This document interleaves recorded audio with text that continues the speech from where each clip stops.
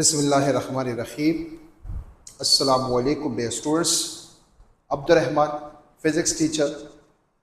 Students, हमने chapter 14 start किया हुआ है जो कि है electromagnetism, chapter number 13 second year का, जिसमें आज हम डिस्कस करेंगे applications of Ampere circuit law. आते हैं टॉपिक की तरफ। Magnetic field due to current carrying solenoids. अगर किसी सोलेनाइड से हम करंट को पास कर लें, what will be the magnetic field intensity due to current carrying solenoids. सबसे पहले तो आपको पता होना चाहिए कि व्हाट इज सोलेनाइड्स। स्टूडेंट, एक स्ट्रेट वायर ले लें, स्ट्रेट वायर, और उसको वाउंड कर लें in the form of helix. Like for example ये जो बॉल पॉइंट है, अगर देखा जाए इसके अंदर जो स्प्रिंग लगा हुआ है, this is called solenoids. If we take a straight wire and it is wound, इसको मैं लूप के फॉर्म में वाउंड कर लेता हूं। अगर देखा जाए ये जो सिलेंड्रिकल शेप है, वाउंडेड सिलेंड्रिकल शेप है, इसको स्टूडेंट्स हम नाम देते हैं सोलेनाइड्स। अब हम ये देखना चाहते हैं कि अगर किसी सोलेनाइड से हम करंट को पास कर लें, what will be the magnetic field intensity due to current carrying solenoid. तो इससे पहले अगर देखा जाए, हम और आप जानते हैं ओरेस्टेड के मुताबिक, this is a current carrying wire. whenever a current is passes through a wire, there is induced a magnetic field around the current carrying wire, and the direction of the magnetic field can be found by using right hand rule. The thumb will show the direction of current and the curl four fingers will show the direction of magnetic field. Whenever a current is this, the magnetic field is anti-clockwise. Whenever a current is this, the magnetic field is clockwise. But if we take coil या loop, how, let's suppose for example, यहां पर अगर मैं कोई coil ले लेता हूं, ये भी मैंने करवाया है, लेकिन बहरहाल this is positive, this is negative. अब ये चार कर्ल फिंगर्स करंट का डायरेक्शन बता रहा है और थंब क्या बता रहा है, मैग्नेटिक फील्ड। तो ये साइड नॉर्थ बन जाएगा, ये साइड साउथ बन जाएगा। अब अगर देखिए स्टूडेंट्स, आपको नजर आ रहा है कि जैसे हम इस सोलेनाइड को करंट प्रोवाइड करते हैं, so the current is flow. याद रखिए करंट जो है वो फ्लो कर रहा है इस डायरेक्शन में। देखिए this is the direction of current, इस तरह आ रहा है। This is the direction of current, this is the direction of current, this is the direction of current, this is the direction of current, this is the direction of current.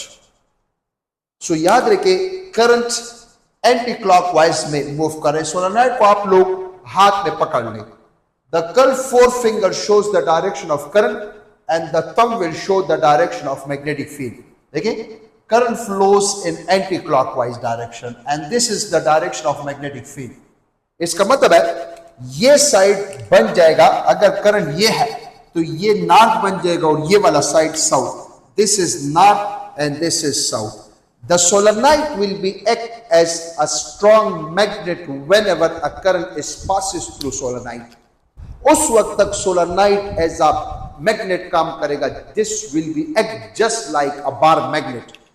जो bar magnet होता है, अब अगर देखा हो जाए उसका भी एक साइड नॉर्थ दूसरा साउथ, तो मैग्नेटिक फील्ड लाइंस नॉर्थ से निकलते हैं एक्सटर्नली और इंटरनली साउथ टू नॉर्थ होते हैं। याद रखिए externally magnetic field lines from north to south, internally अगर देखा जाए साउथ टू नॉर्थ। यहां पर एक्सटर्नली स्पेस ज्यादा है और इंटरनली स्पेस कम है, तो कम स्पेस में ज्यादा मैग्नेटिक फील्ड लाइंस, तो बार मैग्नेट के अंदर मैग्नेटिक फील्ड स्ट्रेंथ ज्यादा होगा। बाहर स्पेस ज्यादा है तो magnetic field lines far away एक दूसरे से जा सकते हैं, तो मैग्नेटिक फील्ड स्ट्रेंथ कम होगा। सिमिलरली अगर फॉर एग्जांपल ये हमारे पास है current, no this is the direction of magnetic field, ये नॉर्थ और ये साउथ। याद रखिए बच्चे, ये अगर नॉर्थ है तो मैग्नेटिक फील्ड लाइंस नॉर्थ से निकल रहे हैं, देखिए आपके सामने आपको नजर आ रहा है, और यहां पर इन हो रहे हैं। तो इसका मतलब है ये हमारे पास मैग्नेटिक फील्ड का डायरेक्शन है। सिमिलरली यहां पर अगर देखा जाए यहां से निकल रहे field lines, internally magnetic field का डायरेक्शन है साउथ टू नॉर्थ और एक्सटर्नली मैग्नेटिक फील्ड का डायरेक्शन है क्या है, इंटरनली साउथ टू नॉर्थ और एक्सटर्नली हमारे पास मैग्नेटिक फील्ड का डायरेक्शन है नॉर्थ टू साउथ। तो यहां पर स्टूडेंट्स अगर देखें कुछ मैग्नेटिक फील्ड डेवलप हो जाएगा यहां पर। The solenoid will be act as a bar magnet उस वक्त तक जब तक इससे करंट पास हो। Whenever a current flow is zero this will be just act as a spring. So हम क्या फाइंड करना चाहते हैं, magnetic field due to current carrying solenoid. What will be the magnetic induction? What will be the magnetic flux density? What will be the strength of magnetic field due to current carrying solenoid? Paper के लिहाज से important question है। सो अगर देखा जाए यहां पर हमने इसी को यहां पर हमने प्लॉट किया। अगर हम magnetic field due to current carrying solenoid find करेंगे तो हम एम्पेयर सर्कुलर लॉ को अप्लाई करेंगे। और whenever ampere circular law is applied, the sum of B dot delta L is equal to mu naught I. So the current must be enclosed in a closed amperian loop या path. So हम Amperian path लेंगे, Amperian path. इधर में एक Amperian, for example student सबसे पहले तो late suppose ये मैग्नेटिक फील्ड है, यहां पर अगर मैं मैग्नेटिक फील्ड डॉट ले लूं और यहां पर मैग्नेटिक फील्ड में क्रॉस ले लूं, लेट सपोज ये मैंने मैग्नेटिक फील्ड ले लिया। क्रॉस का मतलब मैग्नेटिक फील्ड का डायरेक्शन आपकी तरफ है, सॉरी इनटू द बोर्ड है, और डॉट का मतलब मैग्नेटिक फील्ड जो है आउट ऑफ द बोर्ड है। लेट सपोज ये मैंने मैग्नेटिक फील्ड ले लिया, for example this is a magnetic field due to current carrying solenoid. अंदर मैग्नेटिक फील्ड स्ट्रांग होगा और बाहर मैग्नेटिक फील्ड स्टूडेंट्स क्या होगा, वीक, क्योंकि अंदर अगर देखा जाए फील्ड लाइंस डेंस होंगे और बाहर स्पेस ज्यादा है तो फील्ड लाइंस एक्सपेंड होंगे। तो अंदर फील्ड लाइंस ज्यादा होंगे तो स्ट्रेंथ ज्यादा होगा फील्ड लाइंस ऑफ फोर्स का, तो इंटेंसिटी ज्यादा होगी। अब अगर देखा जाए ये मैंने कुछ मैग्नेटिक फील्ड लाइंस आपके सामने आपको नजर आ रहा है, this is the magnetic field line inside the solenoid. देखिए ये मैग्नेटिक फील्ड लाइंस है, let suppose this is the magnetic field lines. और देखिए ये करंट इस तरह पास हो रहा है, तो इसका मतलब है अगर करंट इस तरह पास हो रहा है तो ये हमारे पास है डॉट और ये हमारे पास है क्रॉस। देखिए dotted line shows the direction of current due to current carrying solenoid. इधर अगर देखा जाए आपकी तरफ है, इस साइड पर डॉट्स मैंने डाले हैं, आपकी तरफ है करंट का डायरेक्शन, और इस साइड पर अगर देखा जाए मैंने क्रॉस डाले हैं, करंट का डायरेक्शन है इनटू द बोर्ड, और ये मैग्नेटिक फील्ड लाइंस है। Whenever I apply ampere circular law, there must be a closed amperian loop. यहां पर स्टूडेंट्स मैंने अगर देखा जाए A, B, C, D एक रेक्टेंगुलर क्लोज लूप मैंने ले लिया। ए बी के साइड को मैंने L1, बी सी के साइड को L2, सी डी के साइड को L3 और डी ए के साइड को मैंने L4 का नाम दे दिया। अब अगर देखा जाए by applying Ampere circular law जो कि है the sum of the dot product of B delta L is equal to mu naught I, या टोटल कितने साइड्स है 1 2 3 4, या इसको मैं जनरली लिख सकता हूं I start from 1 to n L I is equal to mu naught I. 4 sides है so I start from 1 to 4 और ये हमारे पास एज इट इज। अगर मैं ये लेफ्ट साइड उठाऊं तो लेफ्ट साइड है I start from 1 to 4 summation B dot L I. So अगर देखा जाए एक साइड L1 है तो मैं क्या फाइंड करूंगा, मैं जो है dot product of B dot L1 dot product of B dot L2 dot product of B dot L3 dot product of B dot L4 और चारों को एड अप कर दूंगा। So the dot product of B dot L1 अगर देखा जाए ये dot product है, फिर dot product of B dot L2 dot product of B L3 dot product of B L4, इसको नाम दे दे से इक्वेशन नंबर 2 का। अब अगर देखा जाए स्टूडेंट्स मैं यहां पर फाइंड करने जा रहा हूं किस चीज को, नंबर 1 में फाइंड करने जा रहा हूं, नंबर 1 में फाइंड करने जा रहा हूं बी डॉट L1 को फाइंड करने जा रहा हूं। याद रखें हम और आप जानते हैं कि ये हमारे पास है magnetic field lines, magnetic field lines, और लेंथ का डायरेक्शन भी मैंने ये लिया हुआ है, both are parallel. If both vectors are parallel, so remember this will be equal to BL1 cos 0. और बच्चे याद रखें cos 0 is equal to what? 1. So this will be equal to B into L1। Similarly क्या find करने जा रहा हूं, B dot L2 को फाइंड करने जा रहा हूं। सो आप कहेंगे कि sir B L2 cos angle कितना बन रहा है 90 डिग्री। हाउ, अगर देखा जाए ये लेंथ का डायरेक्शन है और ये मैग्नेटिक फील्ड का डायरेक्शन, लेंथ ये है ब्लैक और ये मैग्नेटिक फील्ड है, both are perpendicular, length element ये है और मैग्नेटिक फील्ड ये है, एंगल 90 बन रहा है। और स्टूडेंट्स याद रखिए cos 90 is equal to 0, 0 multiply by something 0। Similarly third length ले रहा हूं, अगर देखा जाए जो कि हमारे पास हो जाएगा B डॉट L3, ये हो जाएगा हमारे पास स्टूडेंट्स B L3 cos। अब अगर देखा जाए यहां पर मैग्नेटिक फील्ड लाइंस का डायरेक्शन ये है, this is the direction of magnetic field lines, sorry red से रिप्रेजेंट कर रहा हूं लेंथ, और लेंथ का डायरेक्शन ये है, this is the direction of length and this is the direction of magnetic field, both are anti parallel. So angle कितना बन रहा है 180 और cos 180 इज इक्वल टू -1। लेकिन एक बात ज़हन में याद रखें, ये जो लेंथ एलिमेंट है ये तो मैंने अगर देखा जाए मैग्नेटिक फील्ड से बाहर बनाया हुआ है। सो जब मैग्नेटिक फील्ड से बाहर बनाया हुआ है तो इस लेंथ के ऊपर अगर देखा जाए B क्या होगा 0, और 0 multiply by something, this is also 0। एक साइड रह गया और वो एक साइड हमारे पास जो है वो है कौन सा साइड, L4।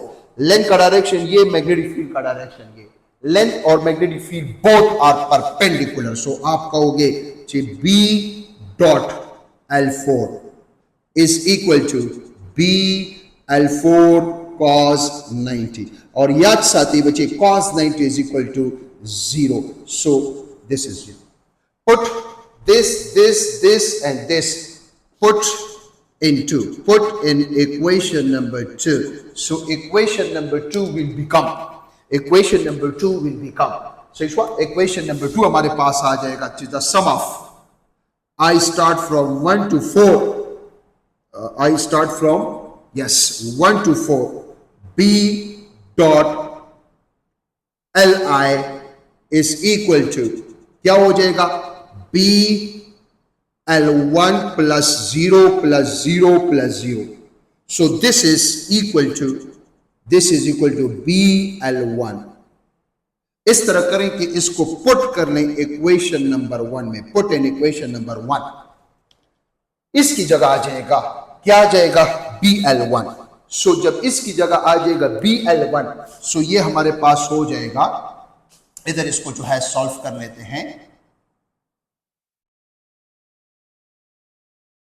ये हो जाएगा हमारे पास, इसकी जगह पुट कर लें, सो ये हो जाएगा BL1 is equal to mu naught I। Students इस तरह करने के इस L1 को आप लोग रिप्लेस कर लें L से, सो ये हो जाएगा B into L is equal to mu naught I। This is let's suppose equation number 3, इसको 3 का नाम दे दें। अब याद रखिए this is for single loop, अगर देखा जाए कितने लूप्स हमने लिए हुए हैं, single loop. For n loops के लिए हो जाएगा B, n लूप्स के लिए बन जाएगा B into L is equal to n mu naught I, या B is equal to n, ये L इधर मल्टीप्लाई है, इधर आके डिवाइड हो जाएगा mu naught I। This is equation number 4। अब याद रखिए स्टूडेंट्स, इधर में एक टर्म डिफाइन करने जा रहा हूं जो कि हमारे पास है small n। What is small n? The number of loops per unit length, the number of loops per unit length, number of loops per unit length जितने ज्यादा होंगे तो स्मॉल n ज्यादा होगा। यूनिट लेंथ में जितने ज्यादा लूप्स होंगे, यूनिट लेंथ से मुराद लेट सपोज 1 मीटर वायर है, 2 मीटर 2 वायर्स है, दोनों का लेंथ 1 मीटर है। एक में मैंने 100 लूप्स बनाए हैं, दूसरे में 50, जिसमें 100 लूप्स है उसके लिए स्मॉल n की वैल्यू ज्यादा है, क्योंकि उसके लिए number of loops per unit length ज्यादा है। जिसमें 50 लूप है उसके लिए स्मॉल n की वैल्यू कम है।